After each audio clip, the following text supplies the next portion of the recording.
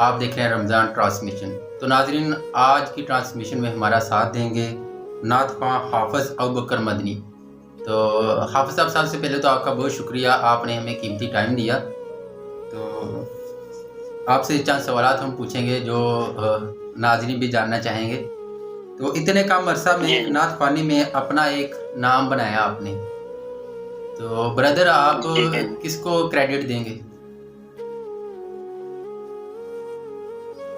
حافظ محمد ابوبکر مدنی جو ہمارے پاکستان کے معروف نعت خوان ہیں، جی، انہی کو سنا اور انہی کے انداز کو اپنایا، جس کی وجہ سے اللہ تعالیٰ نے بڑی عزت دی ہے اور الحمدللہ کافی مقامات پہ جائے، تو انہی کو میں دوں گا کہ وہ میرے آئیڈیل رہے ہیں۔ ٹھیک ہو گیا۔ تو آپ نے نعت کا آغاز کب کیا تھا؟ نعت کا آغاز میں نے کیا تھا 10 سال پہلے۔ ٹھیک ہے۔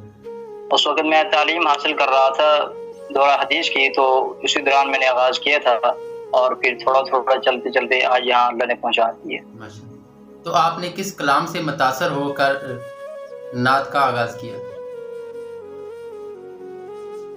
ایک سریکی نعت تھی، اس سے میں نے کلام کا آغاز کیا تھا اور وہ کلام بڑا پیارا تھا۔ جہاں بھی پڑھا تھا مجھے کافی لوگوں نے اعتماد دیا کہ آپ بڑے اچھے انداز سے پڑھتے ہیں اور کلام بھی آپ نے اچھا اختیار کیا ہے۔ اس کے بعد پھر دلچسپی بھی بڑھ گئی اور الحمدللہ پھر کافی سارے کلام پڑھنے کا اتفاق ہوا۔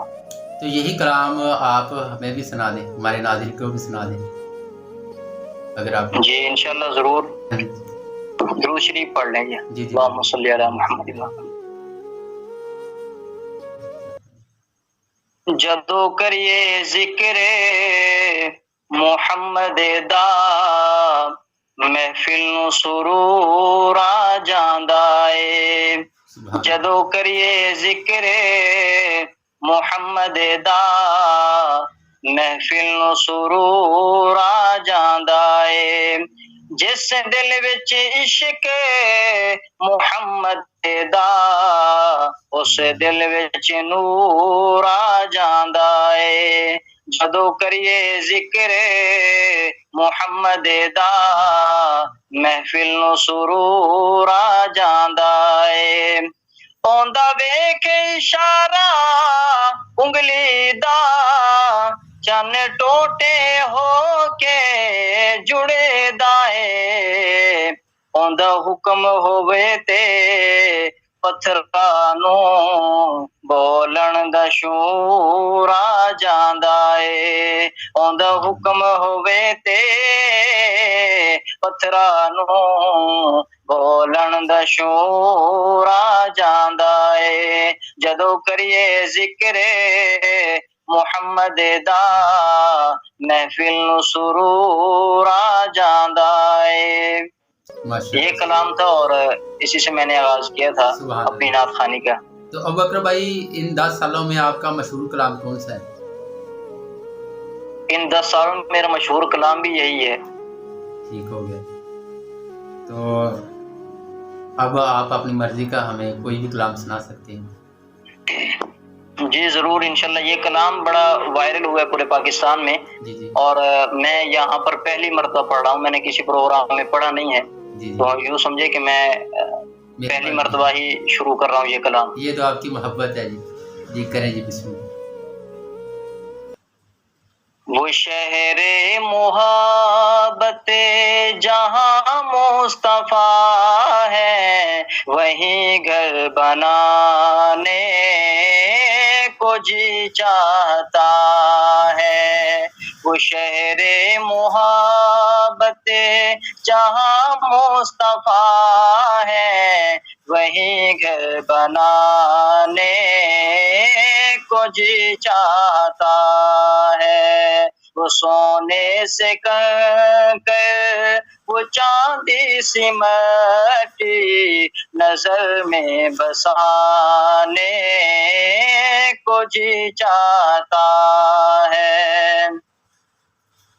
جہاد محبت کی آواز گونجی، کہا حنظلہ نے یہ دلہن سے اپنی याद मुहब्बत की आवाज गूंजी, कहा हंज़ला ने ये दुल्हन से अपनी इजाजत अगर हो तो जामे शहादत लबों से लगाने को दिल चाहता है। इजाजत अगर जामे शहादत लबों से लगाने को दिल चाहता है। जो पूछा नबी ने कि कुछ घर भी छोड़ा, तो सिद्दीक़ अकबर के होठों पे आया। वहाँ मालो दौलत की क्या है जरूरत, जहाँ दिल लौटाने को दिल चाहता है। वहाँ मालो दौलत की क्या है जरूरत, जहाँ दिल लौटाने को दिल चाहता है। वो शहरे मुहब्बत जहाँ मुस्तफा है, वहीं घर बनाने को दिल चाहता है।